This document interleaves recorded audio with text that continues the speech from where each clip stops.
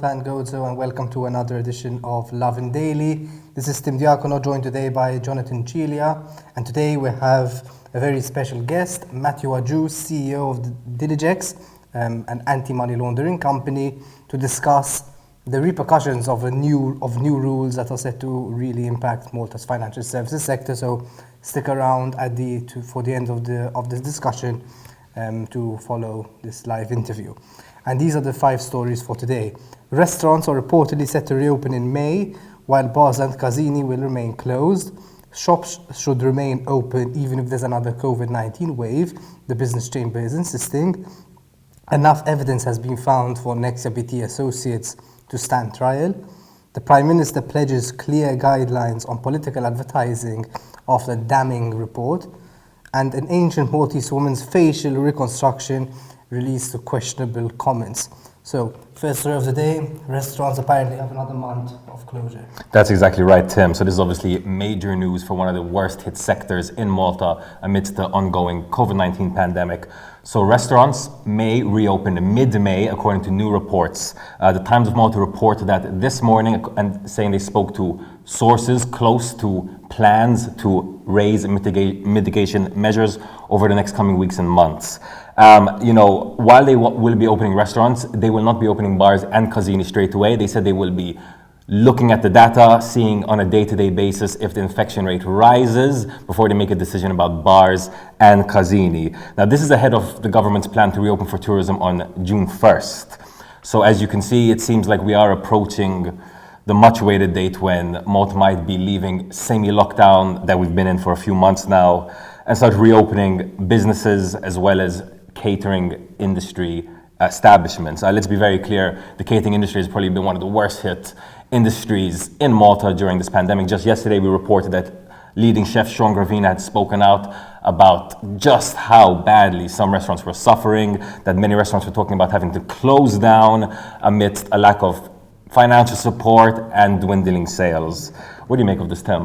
Well, I think Sean Gravina said something very interesting yesterday. He said, we're not winning the battle, we're losing a much bigger war. And the implications of this is that, while all the national efforts seem to be focused 100% on just containing the virus, it seems to be ignoring the implications of lockdown on businesses and on people's livelihoods. And this isn't something, when you close down a business, it's not just easy to reopen it again. So the implications of this can be extremely long-lasting, even beyond the hopeful end of the pandemic. And unfortunately, not enough is being done. So, the wage supplement is being given, but that's just €800 a month. You talk about deliveries, but you still have to pay quite a huge commission. For a restaurant has to pay a huge commission just to get on the platform. You still have to pay the rent, electricity bills. It's a lot of money to run a restaurant, and having these restrictions and then hearing some contradictions. So, for example, shops are going to reopen soon, churches are going to reopen on Sunday, and restaurants can't. If I was a restaurant owner, I'd be furious right now. And this brings us on to our next story, which is the SME Chamber, the Malta Chamber of SMEs, is insisting that even if there is a third wave of COVID-19, shops should not be forced to completely close their doors. And they're saying that, we can't survive another round of closures, and if needs be, we need to introduce all possible measures to prevent the full closure of shops. And these could include things like restricting opening hours, restricting clientele only by appointment, but not close us down entirely. And again, this is another sector that has been very badly hit, and it's linked to the catering sector and the entertainment sector as well. So it's one chain that people will be less likely to buy from retail outlets if they have nowhere to go. And that's a fact, and that we have witnessed this. Now they are set to reopen at the end of the month, and they're also calling for vouchers to be issued immediately, not to wait for the restaurants to open, but to allow people to start to incentivize people to buy from them as soon as possible. And this just really shows how serious the situation is for these people. Their livelihoods are on the line, and yes, they're victims of the pandemic as well.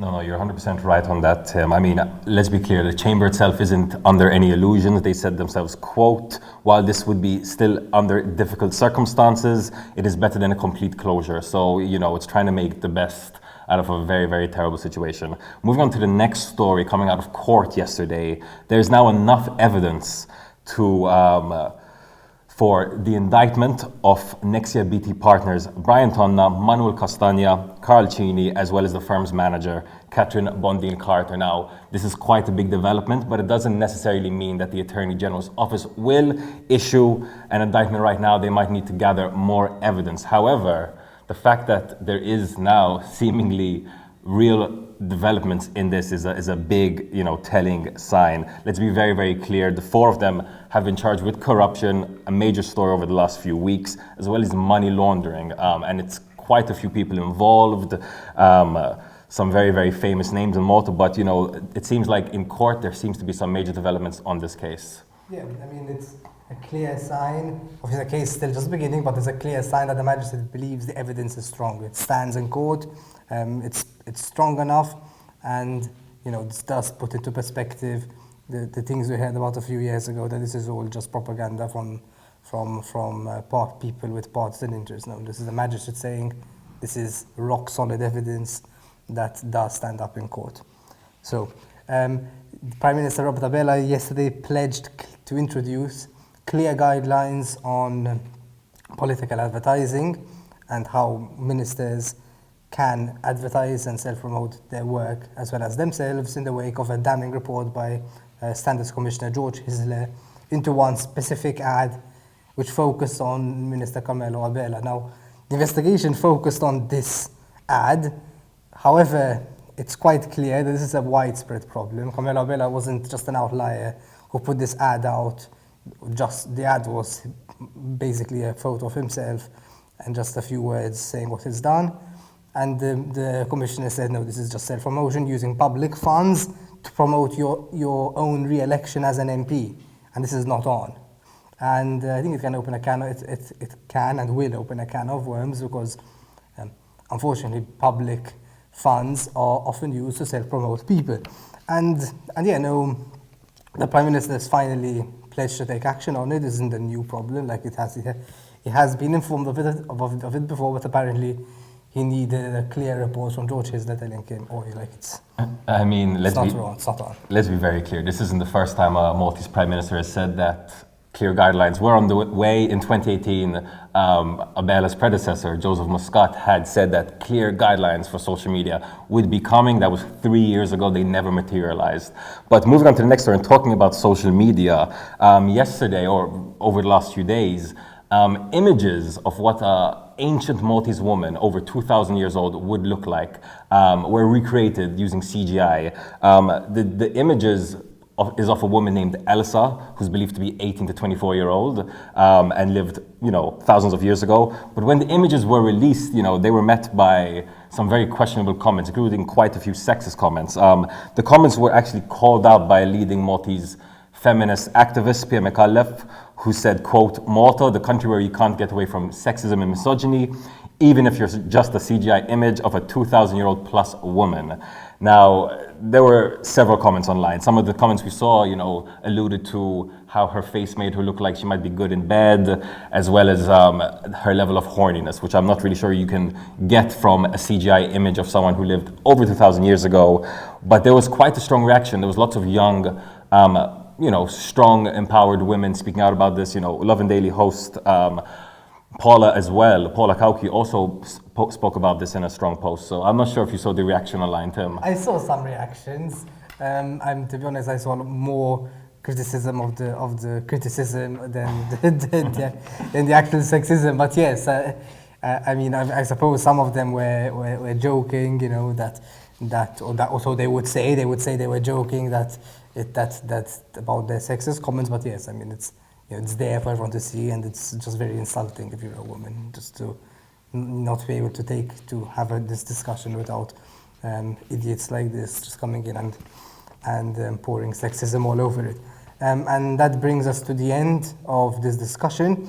Make sure to stick around for an exclusive interview with Matthew Agius from Diligex Again, we're going to be discussing new rules for corporate service providers.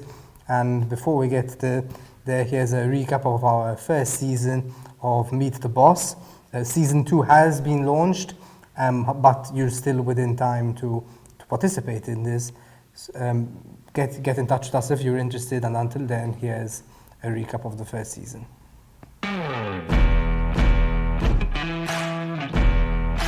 Make sure you're not the smartest person in the room. Try to be a very good number 2.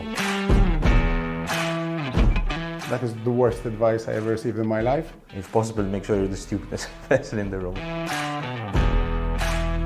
If you're not, you're in the wrong room. I don't really believe in difficult decisions. You always have that gut feeling in everything you do. From that, I decided I have to be the number 1 in my own journey. No one else is number 1. A decision is a decision. A lot of people place too much emphasis on luck. Say more yeses, take more risks. I let my gut be my compass, so to speak. To invest more in relationships. I think the biggest myth of business is that things are easy. You have to fight back, you have to be aggressive in the same way. Nothing is the end of the world except the end of the world. You're all strengthened for it for your next challenge. Dominant in the same way, and level yourself to the same attitude. Everybody else, I wanted to be some big sports hero, but that didn't happen, unfortunately. You have to own up to that decision and you just execute. Luck will always feature in everything in life. Most likely, more is not the answer. I wanted to become Malta's biggest businessman. What doesn't kill you makes you stronger, which is bullshit basically. Apparti li segwi l-ħolm tiegħek, però krux ta' kollox hija li temmen fik innifsek.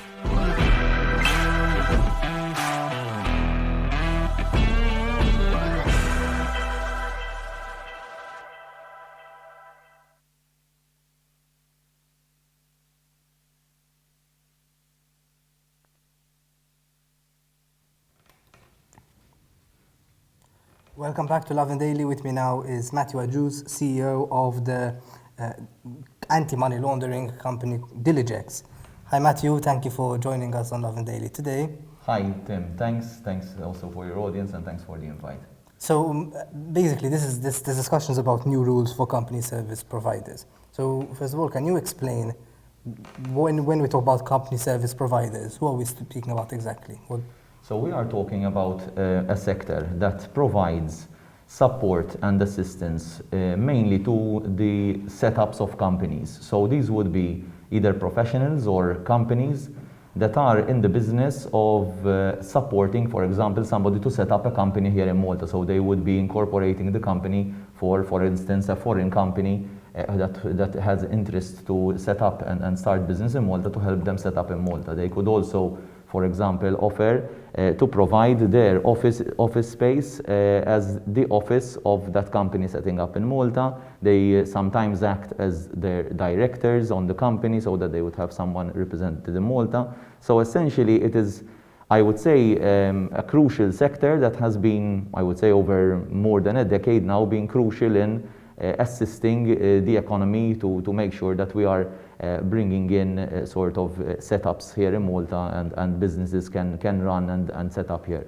And your company's role is to help them abide by the rules, the anti-money laundering rules, right? So yes, essentially Diligex, we're set up now around 5 years ago, and we bring together a number of specialists, I would say, that are either seasoned people, that have experience being MLROs or compliance officers within such setups, or else also people formerly working at regulatory roles that have garnered enough experience to understand not just sort of, because compliance is not sort of a one-time thing, you fill in a policy, you tick the box, it has to be something that you're living. So the role that we take on is to assist such companies to make sure that in what they're doing, they are keeping themselves abreast of the changes, and they're doing things to make sure their businesses are not used or abused by potential money launderers. So some new rules have recently been introduced, they've been passed into law, and this will increase the obligations of company service providers to provide information and documents to the authorities. So how exactly is this going to help clamp down on money laundering? So in reality, with the changes that we are looking at, the idea is that there would be a compliance culture. So in fact, this, even in terms of the regulator, this started off with a document which was actually called Raising the Bar for CSPs.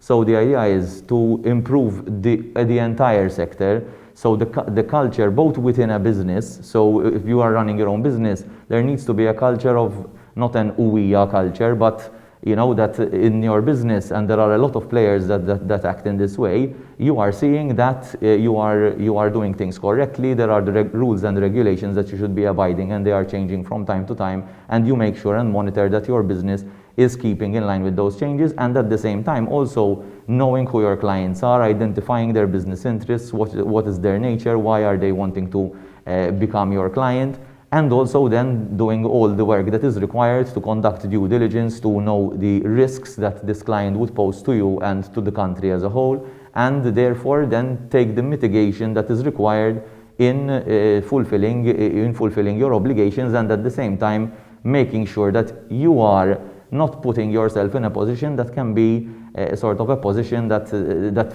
facilitates or is used. And everyone will have to do this now. Everyone will have to make sure that they are that their structures are such that it makes money laundering very hard. Yes, so essentially with regards to company services providers, the main change is here. Essentially, prior to this change, anyone who was a warranted professional, so for example a lawyer, an advocate, or an accountant or auditor, could be exempt from registering with the regulator.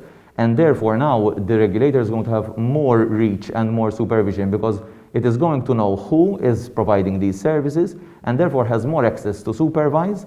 And everyone under this law now is required to make sure that they are keeping up the structures in place to make sure that their defenses are up all the time. And this also applies to people who offer their services as non-executive directors, right? Yes, this would expand as well in those areas as well, yes. But isn't it better, though, to improve enforcement of the laws rather than make life much harder for financial service providers? I would say that this is all about a shift in mentality, Tim. So the shift in mentality here is taking us from a situation where we have to wait for something bad to happen, and then we need to see if the enforcement is going to happen, rather than having a situation where everybody is doing, and by everybody I mean the regulators, I mean all the practitioners, everybody is making sure that we are in a situation where we're already defending, and we don't need to wait for the situation to get to enforcement. So it's a culture change, that we are being proactive in compliance. We're being proactive in not allowing things to go wrong. So that is the spirit of the change. However, Malta is introducing these rules because it wants to, not because it has to, because of some EU directive. We're going it alone in a certain extent, and this means ultimately, though, it's fair enough what you're saying, but it will also mean that there'll be an extra layer or two of bureaucracy in our own financial services system. Isn't it risky, like, we're just shooting our financial service industry in the foot? I can understand that observation, but I think we have to see things in a context. The context is that, first of all, there are EU directives, there are things happening around us. Our economy doesn't exist in a bubble. Our economy exists in a situation where there is the scrutiny of Moneyval going on. There is a global economy that is very influenced by what the FATF thinks of specific jurisdictions. When we talk about grey listing, we are talking about countries such as Zimbabwe, with all respect to any country, Yemen, Syria, and that is something that, to me, is therefore an understanding that this is, I would say, not taking action and making sure that we are at best repute. I think that would be shooting ourselves not in the foot, but rather in the face. So I think we need to protect our financial services industry by elevating ourselves, and even in terms of thinking, it's not about not ending up in the grey listing or what have you. I believe that we need to elevate ourselves and make ourselves put ourselves at the forefront, to be in a situation where our culture attracts the right business to the island, and I think that there will be far more opportunities there rather than having to spend time to mitigate the damages. So there's no other option then. It's either we fail the FATF test, or we increase the restrictions on financial service providers. There's no middle ground at all. I would say, rather than whether there's a middle ground or not, I don't think that these changes are avoidable. And I would not just say whether this is in relation to how things could have been done or whatever. I think that this is the situation where we are today, and our thinking needs to be, future looking, and therefore, where do we want to be as a country? How do we place ourselves? And that placement we should not even be talking about as a country, whether being grey listed or not, but it is because we want to be proud of our economy, and our actors want to be part of that, that notion, to be able to have a structure, a framework of compliance in our country, where at the end of the day, it's not about ticking the box that I am compliant, but it's about living that compliance. And in living that compliance, you are making sure and you are protecting not just the reputation of the country, you are protecting your own business, and making sure that it is being compliant and in line with all the requirements. At the end of the day, though, it's an issue of intent. So if you don't intend to launder money, you're not going to launder it. So you can have, so to speak, a looser structure, but you wouldn't want to launder money, and you can have a stricter structure and still find a loophole. The reality, Tim, is that criminals exist, and we talk about anti-money laundering. This regime also touches upon terrorism. So in Malta, maybe we don't talk about that so much, but so these people exist, and that's the reality. So I believe that in reality, it's not just about complying with the laws. The reality is, these people, they are witty, they know how to go around things. So the idea needs to be, I agree, yes, with a balance, but the idea needs to be that there is a firm structure, that as a firm structure, it is making their lives more complicated and protecting these businesses that are legitimately providing these services, to make sure that nobody abuses of them. Fair enough. So it will make the lives of these people more complicated, but it will also make the lives of honest people complicated as well. It seems like this is the price that we must pay for it. In fact, in an article you wrote for us, you said that this reform will probably result in fewer people remaining in the financial services market. Is this like a really good time to introduce these kind of restrictions, especially now the economy is going through a really tough time because of the pandemic? In reality, I think that we are living two different realities at the same time. So it's true, there's COVID-19, there's the situation with the pandemic, but in reality there is also the reputability of our country and the well-being of our financial services sector. So I think that we cannot sort of separate the two. What I would say at the minute is that so the economy works as an ecosystem. So in reality, if we protect our economy and we make sure that we are doing the right things in our economy, then essentially there will be even more business. So we live in an ecosystem. The idea and the decision that one needs to make is, listen, this is now the structure, this is the framework. Is the nature and size of my business making sense for me to fit into that? If not, I see that there can be some smaller players that will be affected. But for example, if I am an auditor, for example, and I am therefore doing audit services, and then having a few setups on the side, I can either make sure that I apply and I put up my structures in place to be able to do that within the size and the nature of that small business. Or else I can sort of diversify, and as an economy, it is still being serviced. So we need to live together. And I believe that if we safeguard our reputation, there will be more business. If we don't safeguard that, I think we will lose it all. And I don't think that in that situation, it will be about how difficult it is to comply and all that. So really and truly, I think we have to see it as an ecosystem and as an environment of how to do business in Malta, and that we are trying to improve that environment. It would be easier for larger companies, obviously, to comply than smaller, self-employed people. The situation would be that, first of all, the regulations, the way they are put out, there are regulations which essentially look at anti-money laundering, look at the regulatory compliance, and now also on the risk management. Now, in relation to whether the larger or the medium, I would say that potentially, and one can also maybe look at also what may have happened in other similar jurisdictions such as ours. The situation would be that potentially the business may still remain the same or potentially even grow.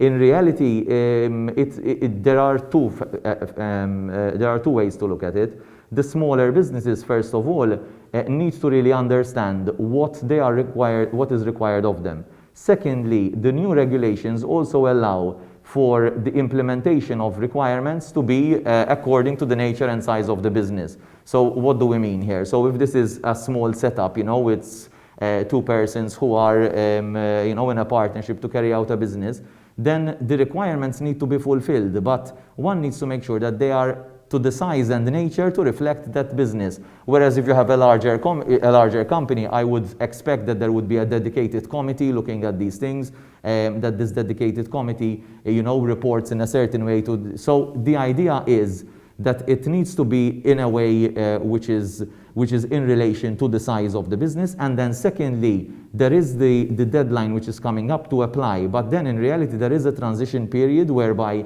one needs to ensure that they are complying, and therefore the question is, rather than just saying, I'm too small, I shouldn't get into this, one assesses whether it makes sense and whether one has the willingness to be in a situation that they want their businesses to be as robust as possible to make sure they are in compliance with the requirements. And once then that decision is taken, to have a plan to make sure that gradually they are getting in a place where their business is living in a protected environment. And finally, just to wind this up, you mentioned the real risk of the FATF frowning down upon us. In your opinion, could this all these new rules have been avoided had the authorities taken stronger action on money laundering and corruption, and to a point where it wouldn't have, Moneyval wouldn't have failed us and we wouldn't have to be facing the FATF in the first place? Was this possibility there? Could have been avoided? So just a small bracket, as yet we haven't failed, so the first round. They sort of there were the recommendations and the findings. But to get to your question, could have this been avoided? I would say that it depends who we want to be as a country. I don't think that this could have been avoided, because if we want to conduct business in the right way, we should be doing things, with a more robust approach. To the question where could have more been done and all that, I think, Tim, that's a rhetorical question, and it answers itself. My thinking is more about, we need to look at, the future and where we want to be as a country. And I believe that, whatever has happened now has happened. What we need to do is understand, how do we want to portray ourselves, not just as a country, but also as a business. How do we want to portray ourselves? Do we want to have things in order and in line? And that is the thinking and the culture that needs to change. And constantly, being updated and in line. It's not doing it because of the regulatory authorities. It's not doing it because I want to be in a situation where my business is protected. It is, I'm making sure that it is working in an ethical fashion and in a way that nobody is even abusing of my business. So that would be my thought on this. It's more about what we want to be as a country. Forcing the change in business culture, basically. Yes. Matthew Agius, thank you so much for being with us on Lovin Daily today. That's it from us today. Make sure you follow lovinmalta.com for all the latest updates on everything that's going on in this country. And until we meet again, have a day full of loving.